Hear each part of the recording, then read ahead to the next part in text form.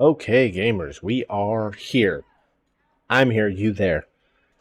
This lesson is lesson 5 of Mindful Gamer. It is titled Drop Tilt. This is probably one of the hardest conversations most gamers have. And the first thing I want to say is the most important thing that I want you to hear. Everyone experiences tilt in some form or fashion. Essentially every time you play a video game, whether you win or lose, things happen. Things may go well, things may go poorly, but the point is you are experiencing emotions and feelings, and sometimes those emotions and feelings are that of anger, frustration, anxiety, fear, those types of things. Those are generally associated with tilt. So I'm going to ask you to not let tilt follow you out of the lab or out of your gaming sessions. Okay. You're going to experience it. That's okay. Recognize it. Know that it's there. And you have to learn, you must learn how to consume the anger, the frustration, the anxiety before it consumes you. So consume the tilt before it consumes you.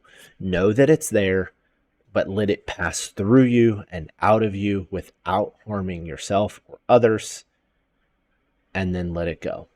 And if you can do that, that is going to make you a very powerful gamer. Because if you notice, Mindful Gamer actually forms kind of a loop. And so let's imagine you're playing a game, you're playing Rocket League, in competitive mode, and you lose a game. So you go into the game, and let's say you have, like you're feeling pretty good, you just came into class and now you're going to play. You go through the game, you end up losing, it's the other team's fault, and it's your teammates' fault. And then at the end of the game, you get angry and frustrated. And then you queue to the next match. If you hold on to that anger and frustration, according to rule number 1, diving in, or lesson number 1, diving in, what are you diving in with? What are you bringing with you? You're bringing that anger and that frustration with you into the next round. So instead, know that it's there. Choose to consume it before it consumes you. Let it pass through you without harming yourself or others, and move on to the next round. All while maintaining a growth mindset, focusing on what you've learned, encouraging your teammates, being the special effect, and looking forward to that next match and what you can do better in order to win. And that's it. That's basically the fundamental principle. So yeah, I gave you all the instruction there. There's something that I want to point out that I have experienced in some of the games that I've played competitively, played professionally. Toxic positivity manifests in many different forms, but the most common form is where either your own teammates or especially the opponents are being overly positive in your direction when you're not doing something well. Okay, so for example, in Rocket League, somebody takes a shot and you try to make a save and you just totally whiff and miss and the ball goes right in the goal. And then the other team, what do? What a save, what a save, what a save, what a save, what a save. That's toxic positivity, because what a save is meant to acknowledge a gamer who made a good save. Instead, you didn't make a save, but they're using a positive comment negatively.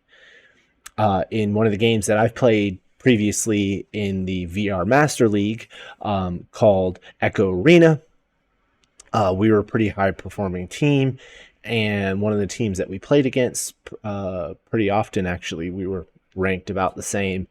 They were extremely toxic, but in a positive way, in that they would talk after the game, or maybe even before the game. They would talk about what you did poorly in a positive way, and it ends up triggering gamers because you realize like they're making fun of our inability to pass well or inability to pull off a play well, and it is offensive. So that's that toxic positivity piece.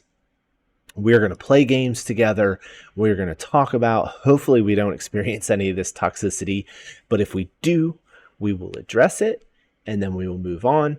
And, it's something that, again, all gamers deal with. And, we have to choose to consume it before it consumes us. And absolutely, we do not want to, in ourselves, we do not want to ignore it. In others, that's part of one of the mechanisms that we can use to deal with toxicity. Many games have mute features. Many games have blocking features. And then most games have reporting features. So those are going to be three of the coping mechanisms that we can deal with toxicity.